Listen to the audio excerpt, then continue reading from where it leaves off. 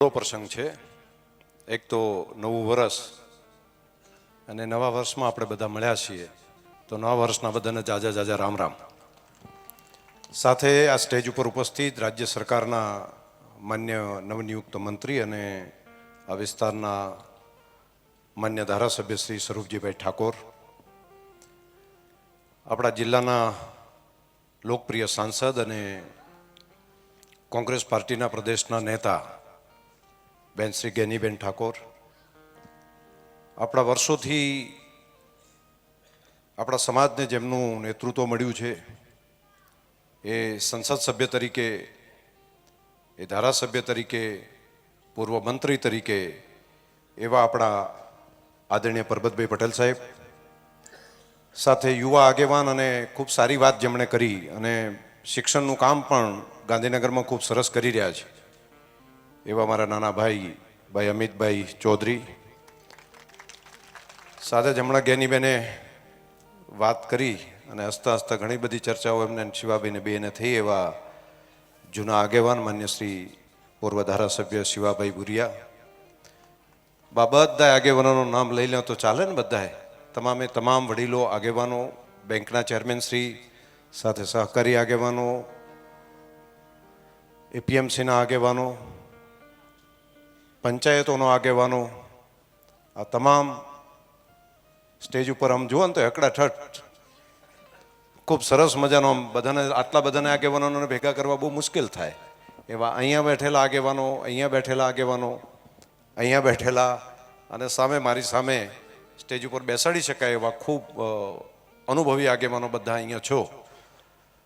ભાઈ રમેશભાઈ અને રજનીશભાઈને હું હૃદયથી અભિનંદન આપીશ કે આ સરસ મજાનો કાર્યક્રમ તમે અહીંયા આયોજન કર્યું, એના માટે તમને બધાને ખૂબ હૃદયથી અભિનંદન, અને કામ કરવાવાળી ટીમને પણ હૃદયથી ખૂબ ખૂબ અભિનંદન, ધન્યવાદ આપું છું.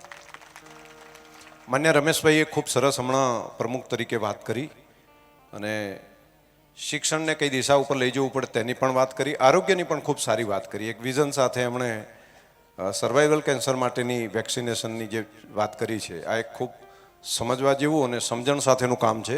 એટલે હું રમેશભાઈને આ ઉત્તમ વિચાર માટે, એના અમલીકરણ માટેના સંકલ્પ માટે હૃદયથી ખૂબ ખૂબ અભિનંદન આપું છું.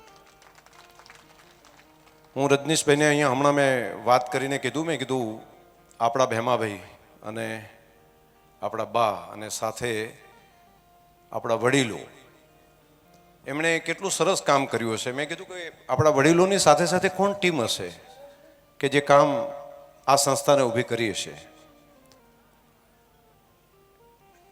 એટલે ખેતાબાને આપણે યાદ કરીએ, સાથે સાથે એમણે મેં કીધું જરા મને યાદ કરાવીને એવા ગંઢિયા કોણ હતા કે જે એવો વિચાર કરતા હતા કે આપણે આવું કામ કરવું પડે. મેં કીધું એમને એક વખત આપણે બધા યાદ કરીએ તો ઓકજીબા દેસાઈ ચાતરા, એક વખત આ વડીલો માટે તમે બધા તાલી પાડો. કહલાબાદ રચણા, નાથાબા ગરાવડી, હેમાબા સોનેત અને દેવસીભાઈ રડકા, એ સિવાય પણ ઘણા બધા આગેવાનોની ટીમ હશે. એ બધા માટે એક વખત તાલીથી આપણે બધા એમને સાચી શ્રદ્ધાંજલિ આપણે બધા આપીએ કે આ વડીલોએ એક નવી પેઢી માટેનો વિચાર કર્યો, માત્ર પોતાના માટે વિચાર ના કર્યો, પરંતુ નવી પેઢી માટેનો એમણે વિચાર કર્યો અને એમના યોગદાનને કારણે રતનસિંહ સાહેબ તો આ બધું કામ થઈ ગયું. તમે પણ અહીંયા મને એમ છે કે સવારના ટાઢા પાણીએ નાતા વહેલા, અહીંયા ઠંડા પાણીએ શિયાળામાં, અને ગૃહપતિ તરીકેનું કામ પણ તમે અહીંયા કરેલું. તો આવા કેટલા બધા યોગદાન બધાએ જે આપ્યા છે અને તારે આ કામ અહીંયા થઈ શક્યું. સાથે ભેમાભાઈનું દ્રઢ ઈચ્છા શક્તિવાળું નેતૃત્વ, હસમુખો ચહેરો, મજાકમાં ઘણી બધી વાતો કરે. અમારે મળવાનું થાય, ઘણા બધા પ્રસંગો એવા કે જે મને આમ આજીવન યાદ રહી ગયા. રમેશભાઈ, એક વખત અમે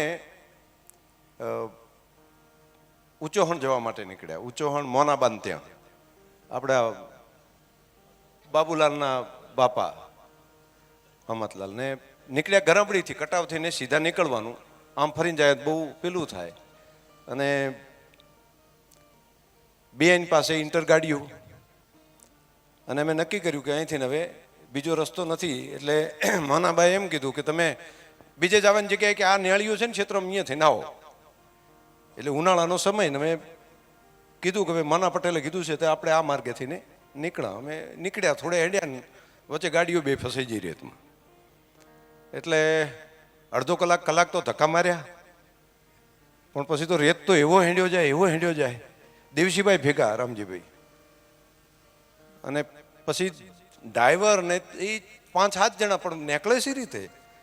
વળી કંઈક મથ્યાન વળી પેલું કર્યું, પછી કંઈ મેળાવે ત્યારે મોબાઈલ તો નહીં કશું કે અમે જઈને બીજા કોકને કહીએ કે તમે લઈ આવો. ઉનાળો બરાબરનો, પાણીએ થઈ રહ્યું પીવાનું. પછી કીધું કે બાટલા હાટલા ચાય પેલા રેડિયેટર હારે નાખેલા હોય ગાઢો કે.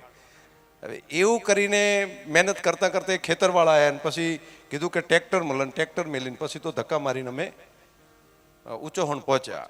અને મનાબાના ડેલામાં તે માઢમાં બેઠા ને પછી કે એ તો આમ બોલાવતા ટૂંકારેથી એટલે કે તમે મને આ માર્ગ કેમ દેખાડ્યો? કે બીજો હમણાં માર્ગ હતો. એટલે માનોબા બિચારા ભોળા ને હસમુખા, એટલે કે અમને એમ કે અહીંયા રોડે હેડો ને તો અમારો રોડ કે પાકો થાય. એટલે અને પછી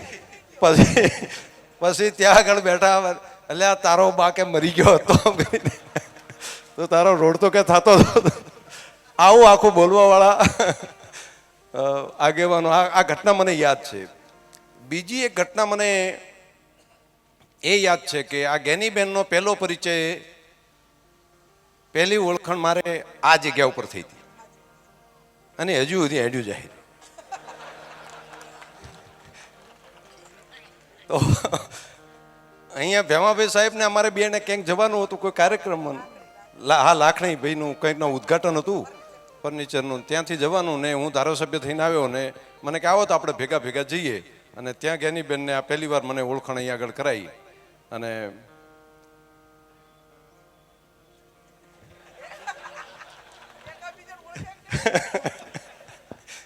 હવે તો બેન તમે મને ઓળખો છો ને હું તમને ઓળખું છું, એટલે આપણે એકબીજાનો વાંધો ઓળખાવા માટેનો પ્રશ્ન હવે નથી. પરંતુ આ રીતે સમરસતાનો ભાવ હો કે કોઈ બીજો વિચાર, એક ઠાકોર સમાજની દીકરી છે તો એમને પણ શિક્ષણ અપાવવું અને શિક્ષણ અપાવીને એ પણ આગળ વધી શકે, અને એના માટેનો આ સમરસતાનો ભાવ, એના માટે બહુ મોટું મન હોય ત્યારે જ એ કરી શકે. કેવડું મોટી દ્રષ્ટિ હશે, કેવડી મોટું વિઝન હશે, અને ત્યારે ભણતા હશે ત્યારથી જ એમના મનમાં એવું હશે કે આ બહેનની અંદર કંઈક કવત છે અને એટલા માટે કામ કરી શકશે. એ પારખીને એમણે એ વખતે તાલુકા પંચાયતની અંદર ડેલિગેટ તરીકે, પછી પ્રમુખ તરીકે અને આગળ જતાં એમને સહયોગ આપ્યો ને અત્યારે સંસદ સભ્ય તરીકે અહીં આગળ છે. અને એમની સાથે સાથે મારે ભેમાભાઈ સાહેબને પણ અભિનંદન આપવા પડે. અને બીજી વાત, આપણા હરિભાઈ સાહેબ, એમણે પણ કીધું કે એક ઠાકોર સમાજની દીકરીને ત્યાં આગળ શેખ નાસા સુધી મૂકવા માટે આ કેટલા લાખોનો ખર્ચો થાય, કેટલી મહેનત થાય અને ત્યારે આ કામ થઈ શકે. એટલે બંને આગેવાનોને હું હૃદયપૂર્વક અભિનંદન આપું છું કે એમણે સમરસતા માટેનું આ ખૂબ સારું કામ કર્યું. અને હળી મળીને બધા એકબીજાને મદદ કરે તો એકબીજા આગળ વધી શકે. વડીલોએ જે યોગદાન આપ્યું છે તો એનાથી આપણે હવે કંઈક નવું શીખીને નવા સમય પ્રમાણે આપણે પણ કામ કરવું પડે. અને દરેકનું કર્તવ્ય છે. આપણી એકતા, આપણો ભાઈચારો, આપણું બાકીનું કામ, આ બધું આના ઉપર અવલંબે છે. અને એકબીજાને મદદરૂપ થતા જાય તો ઘણું બધું સારું કામ ભવિષ્યની અંદર થઈ શકે. દરેકને સાથે રાખીને ચાલવાનો ભાવ જો મનમાં હોય તો બાકીના કામો પણ ઘણા બધા સારા થઈ શકે. ને એ ભાવ સાથે આ સંસ્થા કામ કરે છે. દરેક જ્ઞાતિ સમાજના દીકરા દીકરીઓને ભણાવવાનું કામ એ આ સંસ્થાની અંદર થાય છે. તો દરેકનું ભલું થાય છે, દરેકનું કલ્યાણ થાય છે અને બધા આગળ વધી રહ્યા છીએ. અને સ્વરૂપજી, હવે તમે અને જ્ઞાનીબેન બે આગેવાન છો. તમે નેતા, હવે અહીંયા મિનિસ્ટર થઈ ગયા, બેન છે સંસદ સભ્ય થઈ ગયા. હવે પેલું છાત્રાલયનું તમે કીધું હતું ને, ભેગું કર્યું હતું બાકી રહી ગયું, એ હવે કરી નાખો બે. અને હવે જો ના કરો તો તમારો બેન વાંક ગણાય. એટલે મારું તો એવું કહેવું છે કે હવે કાંઠા થઈને આ કામ ભેગું અને કરી શકશો ને એમાં અમારો જે કંઈ સહયોગ જોવે અમે બધા ભેગા બેઠા છીએ. અચ્છા, જ્ઞાનીબેન કે સરકારમાં બેઠા છે, સરકાર વિકાસ કરે.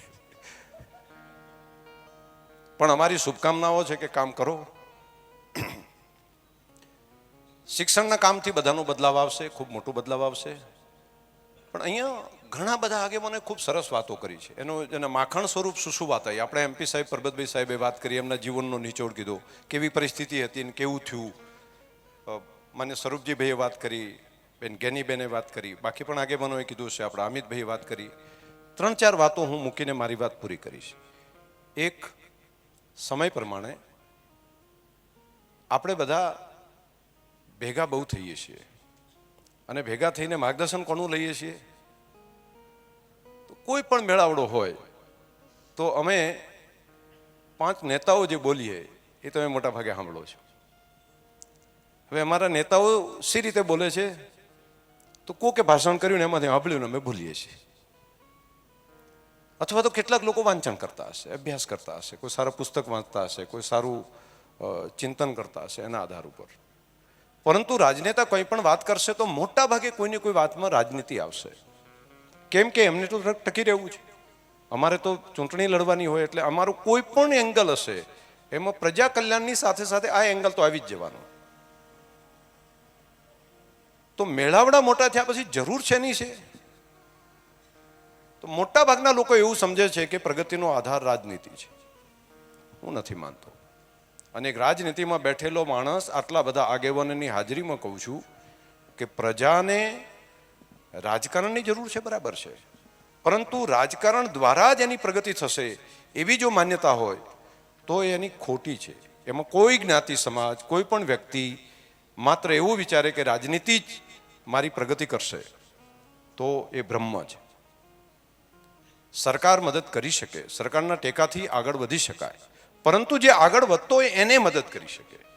ઘરે બેઠા બેઠા કોઈ એવું વિચાર કરે કે આપણે રીલો બનાવ્યા કરો, આપણે ભેગા થઈને આખો દાડો રાજકારણની વાતો કર્યા કરો અને આપણું કલ્યાણ થશે તો એ બ્રહ્મ છે. તમારે કોઈને કોઈ રીતે શરૂઆત કરવી પડશે અને શરૂઆત કરતાં કરતાં જ્યાં પણ નાની મોટી જરૂર હોય ત્યાં રાજનીતિ, સરકારી તંત્રની વ્યવસ્થા કરી શકે. બીજું, રાજનીતિ પણ બદલાઈ છે. રાજનીતિના પાવર 8-10 વર્ષની અંદર માત્ર નેતાઓ પાસે નહીં રહે, આખી રાજનીતિ બદલાશે. એઆઈ એવું સ્વરૂપ લઈ લેશે કે કોઈ રાજનેતાને કંઈ નિર્ણય કરવો હશે તો પોતે બોલીને નિર્ણય કરાવી શકે એવી વ્યક્તિગત જે અંદરની પહેલાથી કરી શકશે એવું નહીં રહે. કેમ કે એઆઈ શું કરવું શું ન કરવું નક્કી કરી નાખશે. અને એના માટે હવે 10 વર્ષની રાહ જોવાની જરૂર નથી, બહુ ફાસ્ટ થઈ રહ્યું છે. એટલે આપણે એની રાહમાં જોઈએ કે નાના નેતા હશે, નેતા જ આ કામ કરાવી આપશે, નેતાના કારણે આપણે આગળ વધશું. તો આવું હું માનું છું કે સમયસર એ દિશા આપણે પકડવી પડે. આવું રામજીભાઈ. ત્રીજું, બેઠા બેઠા મને એ વિચાર આવે, ઘણી વખત હું બેઠો હોય કે આપણને બધાને લાગે કે સૌથી ઉપર શું છે, તો બધાને આગેવાનોને બધાને પૂછો તો અહીંયા બનાસકાંઠા જિલ્લામાં કે સૌથી મોટું શું, તો કે મંડળી.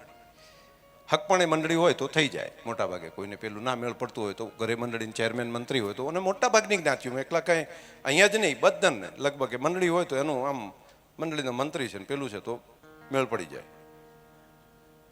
એનાથી બહુ વિચારે ને તો એમ વિચારે કે હું તાલુકા જિલ્લા પંચાયતમાં થઈ જઉં તો આપણું મેળ પડી જાય. બહુ આમ વિચારે તો ધારાસભ્ય થઈ જવું તો આપણું સૌથી ધારાસભ્ય સૌથી મોટા, સૌથી મંત્રી મોટા, સૌથી સંસદ સભ્ય મોટા, સૌથી મિનિસ્ટર મોટા, સૌથી અધ્યક્ષ મોટા, આવું બધું બધા લોકો વિચારે છે. અને આપણે બધા પાછા માનવા માંડીએ આ સૌથી મોટા. અને એ પછી ડાઈ વાત કરે, ગાંડી વાત કરે, આપણે એને પાછા માનીએ લઈએ ને એના ઉપર તાલીઓ પાડી દઈએ અને પાછું ધીમે ધીમે માનવા માંડીએ. એ આપણા હિતનું હોય તો કરીએ ને અહિતનું હોય તો કરીએ. અને એ જ પ્રમાણેની એક આખી વ્યવસ્થા બનેલી છે. ને હું તો આમ ઓબ્ઝર્વ કર્યા કરું કે આના કારણે શું પ્રજાનું કલ્યાણ થશે, આના કારણે શું બધાનું ભલું થશે? ના. સમય જો ખરેખર એવું જ હોય અને રાજનીતિ સૌથી ઉપર હોય તો ગૌતમભાઈના પરિવારમાંથી કોઈ મિનિસ્ટર ના હોય, ચીફ મિનિસ્ટર ના હોય? કેમ કોઈ ધારાસભ્ય તાલુકા પંચાયતનો પ્રમુખે કોઈ નથી બનાવતા? સમજાય છે? ત્યાંથી અંબાણી પરિવાર છે, એમાંથી કેમ કોઈ ધારાસભ્ય કે જિલ્લા પંચાયત કે ગ્રામ પંચાયતનો સભ્ય નથી બનાવતા કોઈ? કેમ બનાસકાંઠાની જ વાત કરીએ, ટોરેન્ટમાંથી કેમ કોઈ નથી? કેમ કોઈ આનો સભ્ય કોઈ ના બનાવે? તો એમને એમ ના થાય કે ભાઈ આટલું બધું છે ને આટલું મોટું વ્યવસ્થા છે, આટલું મોટું તંત્ર છે, આખા રાજ્યના રાજ્ય કરતાં મોટી ઇકોનોમી જેની પાસે હોય એ લોકો કેમ આવું નહીં વિચારતા હોય? એક વખત બેસીને વિચારજો, જો ખરેખર પાવર રાજનીતિની પાસે જ પાવર હોય અને રાજનીતિ જ સૌથી હોય તો આ પાવરફુલ લોકો, આ એક નામ નથી, હું તો 2-3 તો ઉદાહરણ આપ્યા છે, હવે 1000 લોકો કહું એમાંથી કોઈ પોલિટિક્સની અંદર નથી. અને રિયલ પાવર વર્લ્ડનો કોની પાસે છે? બધા લોકો જાણે છે કે દુનિયાનો એલન મસ્ક, કે જેને અમેરિકાના પ્રેસિડેન્ટ બનાવવાના હોય તો એ ત્યાં બેઠો બેઠો એમ નક્કી કરે હું અમેરિકાના પ્રેસિડેન્ટ બનાવીશ અને હું નક્કી કરીશ એ જ બનશે. અગાઉ મેં એના બનાવ્યા હતા અને આ વખતે હું આ ટ્રમ્પને બનાવીશ. આ સિનારીઓ બદલાઈ ગયો છે અને આ બદલાયેલો સિનારીઓ આપણે કાલબાહ્ય, આપણે આપણા વિચારોમાં રહેશું તો એવું ન માનીએ કે આપણે ન બદલાઈએ એટલે સમય નહીં બદલાય. સમય તો બદલાયેલો જ છે, સમય તો આગળ ચાલી જ જશે. અને સમયની સાથે જે લોકો નહીં બદલાય એને સમયનું બુલડોઝર કચડીને આગળ નીકળી જતું હોય છે. એટલે તમારે વૈચારિક રીતે બદલાવ લાવવો પડશે. સમય જે બદલાય છે, પહેલા 100 બદલાતું હતું, 100 વર્ષે બદલાતું હતું, હવે માત્ર એ બદલાવ માત્ર 3 થી 4 વર્ષમાં થાય છે. બીજું, બાપાને એમ લાગે છે કે હું સૌથી હોશિયાર, પણ 5 વર્ષનો 6 વર્ષના દીકરાને તમે 6 વર્ષના હતા ત્યારે એ ચડ્ડી પહેરવાની વ્યવસ્થા આપણને નથી ખબર પડતી, અત્યારે ચડ્ડી વગર છોકરાને રાખો ને તો શું થયું? એની મેમરીની ખબર એને પડવા માંડી. આપણે જે વિચારીએ છીએ આપણને સમજણ નથી પડતું એટલું ટેકનોસેવી બાળક થઈ ગયું છે. અને ખાલી ટેકનોસેવી નહીં, ઝેડ જનરેશન જે છે અને હવે જે અલ્ફા બીટા જનરેશન જે આવી રહ્યું છે, જે અત્યારે જન્મ્યું છે, એનું તો માઇન્ડ અદ્ભુત છે. તમારા ઘરે તમારો દીકરો દીકરી કે એને પોતરો એના ઉપર જઈને ખાલી વિચારો તો ખરી, સજાગતાથી એના ઉપર વિચારો કે આ શું છે, એમ તમને વિચિત્ર લાગશે. તો જે પ્રમાણે 100 માઇન્ડ બદલાય છે અને આ જેનેટિકલ ફેરફાર છે. જે પ્રમાણે એક વખત આપણે વાંદરાના સ્વરૂપ હતું, જંગલમાં રહેતા હતા, એ પ્રમાણે ઉત્ક્રાંતિના નિયમ પ્રમાણે જે બદલાવો આવ્યા એ જ બદલાવ આજે પણ થઈ રહ્યો છે મોટો, પરંતુ આપણે સજાગ નથી એટલે આપણને ખબર નથી. એટલે આપણે પછી જનરેશન ગેપ થાય છે. બાપાને છોકરાની સમજણ નથી પડતી, છોકરો આમ બોલે, બાપા આમ બોલે, એમ કે અમે તો આવું કરતા હતા, તમને સમજણ પડતી નથી. પેલો એમ કે બાપા હાવ ગોડો લાગે છે અને પછી બેની વચ્ચે વિવાદ થાય છે. તો ગેપ ઓફ જનરેશન જે છે એને તમારે બધાએ સ્વીકારવી પડશે. આ વાતને તમારે નહીં સ્વીકારો તો પછી લોચા થશે અને પછી ઝઘડા થશે ને પછી અસંતોષ થશે ને ગંઠપણ એવું ખરાબ જશે ને કે મારું બેટું આખી દુનિયા બગડી જઈને આ કળયુગ તો આવ્યો જુઓ, કળયુગ આવ્યો તો જુઓ, અને પછી કળયુગ ઉપર નાખશે બધા અને મરતા ટાઈમે દુઃખી બધા થશે. તો સમય બદલાય છે એ પ્રમાણે બધાએ બદલાવવું પડશે. તો સમય શું બદલાઈ રહ્યો છે? બધા કામમાં ટેકનોલોજી સ્વરૂપ લઈ લીધું છે. ખેતી માટે ગયા અઠવાડિયે ભારત સરકારના નીતિ આયોગે એગ્રીકલ્ચરમાં ડિજિટલાઇઝેશન માટે ગુજરાતમાં 15 જેટલા સાયન્ટિસ્ટો અને બાકી એના તજજ્ઞોની મિટિંગ મુખ્યમંત્રીશ્રી સાથે કરી કે હવે ખેતીની અંદર ગ્લોબલ વોર્મિંગ થઈ ગયું છે તો એનો ઉકેલ શું હોય, તો એના માટે કેટલા કરોડનું બજેટ રાખવું પડે અને ખેડૂતને એ ટેકનોલોજીમાં આવતા કેટલા વર્ષ લાગશે. તો આ જ પદ્ધતિથી પ્રમાણે ચાલશે 20 થી 25 વર્ષે ખેડૂત સ્વીકારશે અને 25 વર્ષે સ્વીકારશે ત્યાં સુધી ખૂબ બદલાઈ જશે. તો એ સ્વીકારે એના માટે શું કરવું, અને સ્વીકારે તો એના બાકીના ખર્ચા નીકળી જાય અને ખેતી એકદમ વાયેબલ થઈ જાય. પરંતુ હવે આ ગેપ છે, સાયન્સ ત્યાં પડ્યું છે, વિજ્ઞાન ત્યાં છે, આપણે એને સ્વીકારતા નથી, આપણે એની અંદર ભ્રમિત રહીએ છીએ. તો આ ગેપને પૂરી કરવા માટે સજાગ તમારે મારે બધાએ રહેવું પડશે અને એને એક્સેપ્ટ પણ કરવું પડશે.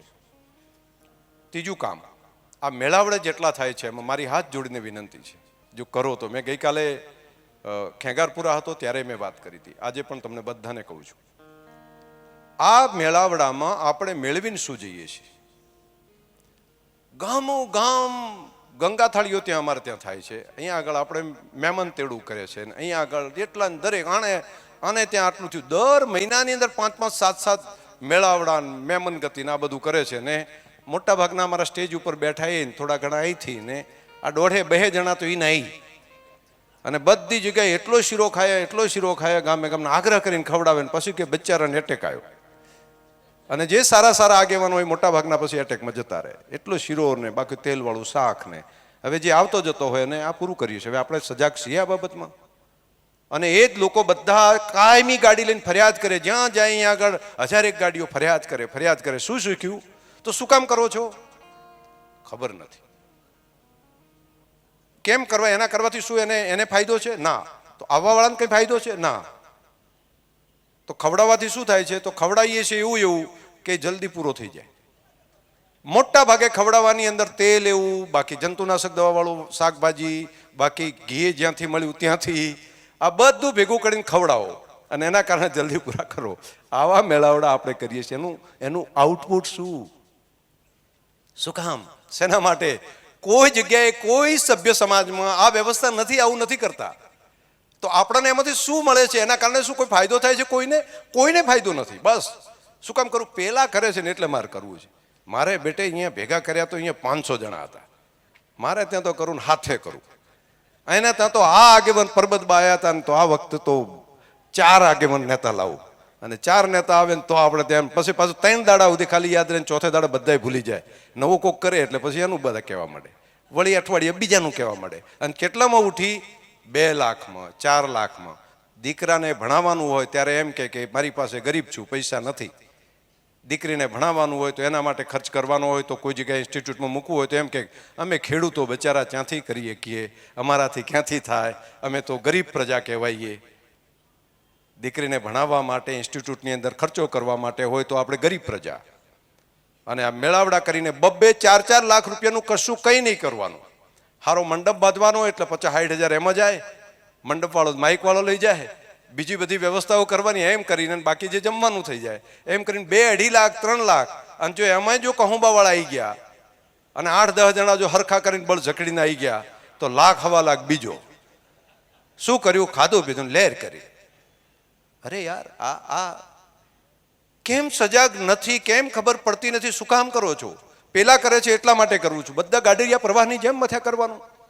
કોઈક તો સજાગ થાવ, કોઈક તો જાગૃત થાવ, કોઈ નથી કરતું. હા, આટલો ખર્ચો જો તમારો, આ જ ખર્ચો જો તમે તજજ્ઞોને લાવીને તમારા માઇન્ડ ઠીક કરવા માટે કરો, કૃષિના તજજ્ઞોને લાવો, સામાજિક સુધારણાવાળા તજજ્ઞોને લાવો, ટેકનોલોજીના જાણકાર હોય એને લાવો, અને એની અંદર જો આ પ્રમાણની વ્યવસ્થા કરો તો કદાચ ફાયદો થઈ શકે. આનું આ કામ એમાં થાય. પરંતુ એ તો હોતું જ નથી. બોલવાનું હોય તો અમે 8-10 જણા બોલીએ બહુ, અને પછી 8-10 જણા બોલે, એમાંથી આઉટપુટ શું?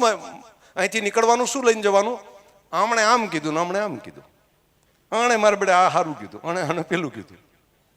આમ કરીને સાંજ સુધી મનોરંજન પૂરું, બીજા દિવસે નવું મનોરંજન. યાર, આવું ના હોય જીવન. જીવન એકદમ બદલાઈ રહ્યું છે. અને આ પૃથ્વી ઉપર માત્ર આપણે જીવવાનો 100 વર્ષથી કોઈ અધિકાર જ નથી. અને આપણે એકદમ જતા રહેશું, ખબર જ નહીં હોય. 100 વર્ષ ક્યારે પૂરો થશે ખબર જ નહીં પડે. તો આ પૃથ્વી ઉપર આપણે આવીને કર્યું શું? તો કંઈ નહીં. શું કર્યું? અમે થોડા ટાઈમ ધારાસભ્ય થયા, થોડા ટાઈમ મિનિસ્ટર થયા, થોડા ટાઈમમાં નેતા થઈ ગયા, પતી ગયું. તો શું કર્યું? એમ કેટલા કહે છે કે અમે સારા ખેડૂત હતા, મારા બાપને આવું સારું માનતા હતા, નાના બાપને ઓછું માનતા હતા. આમ કરીને પૂરું કરી દેવાનું? નહીં. આ પૃથ્વી ઉપર આપણે કંઈક એવું કરતા જઈએ સજાગતાપૂર્વક કે જેથી કરીને આપણને મૃત્યુ પામીએ ત્યારે આપણી આંખોની અંદર સંતોષનો ભાવ હોય. અને આ કામ બીજાના ભલા માટેનું કામ જો વિચારીએ તો થઈ શકે. માત્ર પોતાનું નહીં, બીજાના ભલા માટે. બીજાના ભલાનું ના વિચાર તો કંઈ વાંધો નહીં, બીજા માટેની ઈર્ષા ના કરીએ. તમે બીજા માટે ખરાબ વિચારો ને તો તમારું ખરાબ થાય જ. પ્રકૃતિનો આવો નિયમ છે. તમે બીજાનું ખરાબ વિચારો, મનમાં બેઠા વિચારો તો પણ તમારું ખરાબ થઈ જાય. કેમ કે એનો સિદ્ધાંત જ પ્રકૃતિનો એવો છે કે દડા જેવો છે, દડો દિવાલ ઉપર મારો સીધો આવશે અહીંયા. તો મારી તમને બધાને પ્રાર્થના છે કે સજાગ થવાનો સમય છે. આ સદી સૌથી વધારે અનાજ અને ખોરાક 10,000 વર્ષમાં સૌથી વધારે અવેલેબલ હોય તો આ સદીમાં છે, આ દશકમાં છે.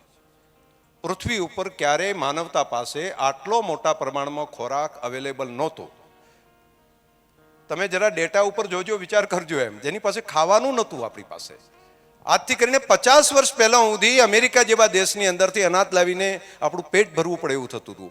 માત્ર 56 કાળની અંદર માણસ કાંટી જે આવે ને એ ખાય, પોતાના બાળકને વેચી મારે, એ સ્થિતિ સુધી હતી ખોરાક માટે. આજથી માત્ર 50-100 વર્ષ પહેલા ત્યાં સુધી હતું ખાવા માટે માણસ કામ કરતો. તમારે ત્યાં કોઈ મજૂરી કરવા માટે કોઈ માણસ આવે તો તું મને ખાવાનું સારું આલજે, એટલું માત્ર 100 વર્ષ પહેલા હતું.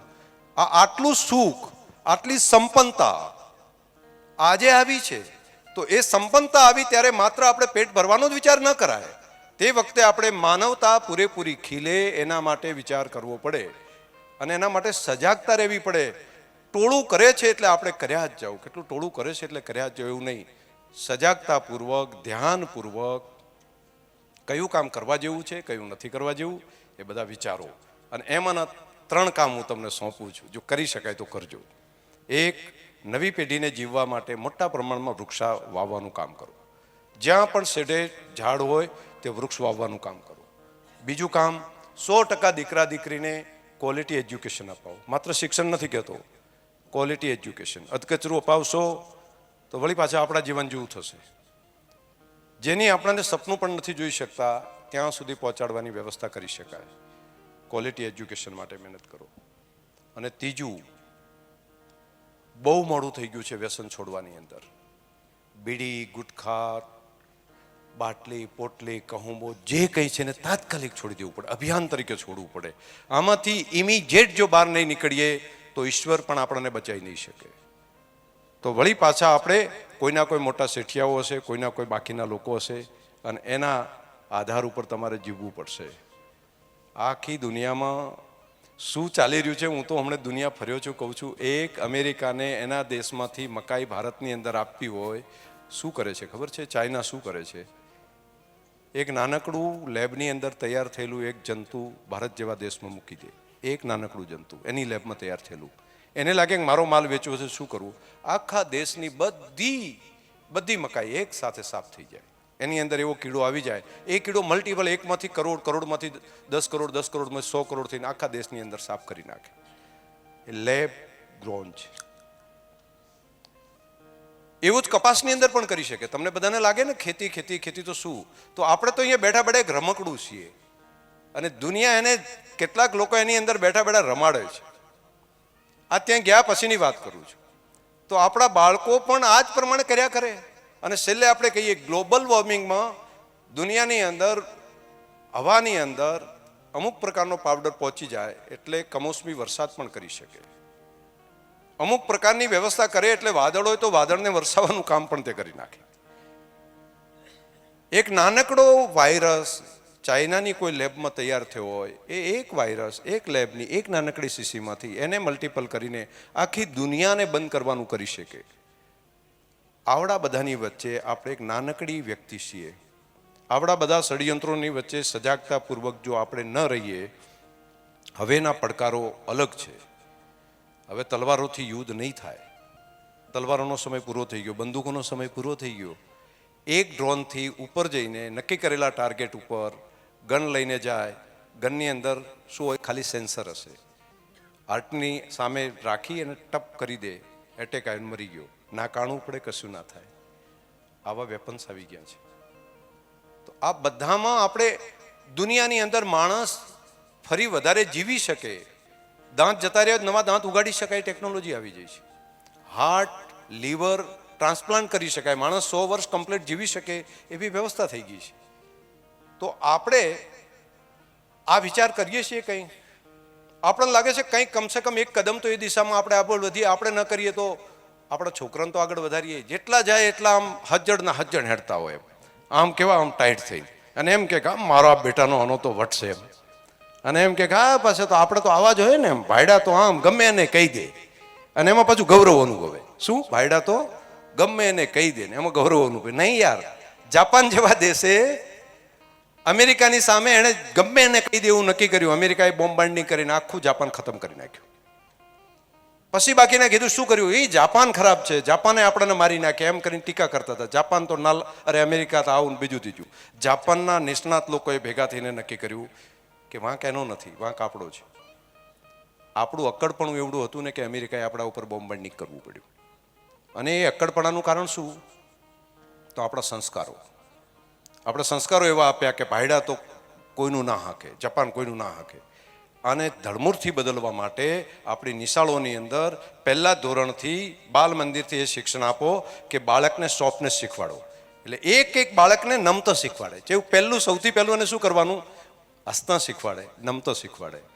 અને માત્ર ગણતરીના વર્ષોમાં ભારત દેશ આઝાદ થયો, બસ થોડા જ વર્ષોની અંદર જાપાન ફરી પાછું નેસ્તનાબૂદ થયેલું જાપાન વિશ્વની મહાસત્તા 1 થી 3 નંબરની અંદર એ પહોંચી ગયું. ખાલી સોફ્ટનેસ, ખાલી ગાડીમાં જતા હોય તો પાડોશી આવ્યો હોય ને તો આ તો ફલાણો છે એમ, પેલો હાક નોખી હોય ને તો નોખી હાક વાળો હોય ને ભાળીને પાછો કઈડીને હેડે, ટ્રેક્ટર લઈને જતા હોય ડોળા કાઢે પાછા વગર કારણે. એટલે તારા ડોળા ફૂટે છે તો શેના માટે તું પેલું કરે છે એમ? ગાડી લઈને જતા હોય તો આમ પાછા કરડકીને જોયો, આમ દોઢા થઈ, એમાં તારા ડોળાને પેલું થાય છે, સામેવાળાને કંઈ ન થાય, તારું બગડે છે. અરે યાર સામેવાળો મળે છે તો હસને, તું એમાં શું જતું રહેશે યાર? હસને, થોડો હસતો હસતો જાય ને, આપણો પાડોશી છે, તારો જ ભાઈ છે, આ પૃથ્વી ઉપર રહેવા વાળો જ માણસ છે. એનાથી બીજા ગ્રહોમાંથી નથી, નવા ગ્રહોમાંથી આવ્યો હોય તો કરતું પ્રેમ એને, અને એ કરવાથી તારું ભલું થશે. તો એક સોફ્ટનેસ બધા શીખો, થોડા હસતા રહો. તો આ એક 3-4 બાબતો મારે કહેવા જેવી હતી કીધી. બાકી તો તમે ખૂબ સરસ આપણા બે વડીલોની પ્રતિમાનું અનાવરણ માટેની વ્યવસ્થા કરી છે. હું તમને બધાને હૃદયથી એ કાર્યક્રમના સહભાગી માટે અભિનંદન આપું છું. બધા આગળ વધો, કામ કરો અને બધા નવા વર્ષે ખૂબ સુખથી રહો. રાજનીતિ એની રીતે ચાલ્યા કરશે. રાજનીતિને ચારે કોરા પકડીને ના કરો, જ્યારે કરવાની હોય ત્યારે કરવાની. એ 10 દિવસ 15 દિવસ પૂરતી જ હોય છે, પણ બાકીના દિવસોમાં બહુ માથાકૂટો કર્યા કરતા બાકીના સમયની અંદર તો ધંધે લગાડો, કામ ધંધા કરો. નહીતર કહે છે કે આ ફલાણાનો બાપ મોટો નેતા હતો ને એના છોકરા ભીખ માગે રહ્યા, અને બીજી ત્રીજી પેઢીએ પછી ગોત્યા નહીં જડો. સમજ્યા તમે? ગામના આગેવાનો એક બીજા હોય, ત્રીજી પેઢી એવી ખાડામાં પડે ને કે ક્યાંય ના હોય, તો એને સજાગતાપૂર્વક ધંધો કરવાના કામમાં લગાડો બધાને, અને ધંધા જે મળે એ ધંધાની અંદર આગળ કરો, નહીતર પછી પાછળ પ્રોબ્લેમ થાય. તો મારી તમને બધાને પ્રાર્થના છે, નવા વર્ષે આ સંદેશો લઈ આગળ વધો. બધાને હૃદયથી ખૂબ ખૂબ શુભકામનાઓ. આપણા ભેમાભાઈ અને કેતાબા અને બાકી બધા વડીલોને આપણે વંદન કરીએ, એમના યોગદાનને યાદ કરીએ, એમના રસ્તા ઉપર ચાલીએ. રમેશભાઈ, તમને બધાને ખૂબ શુભકામનાઓ. હા, હું કહું હો, હમણાં જ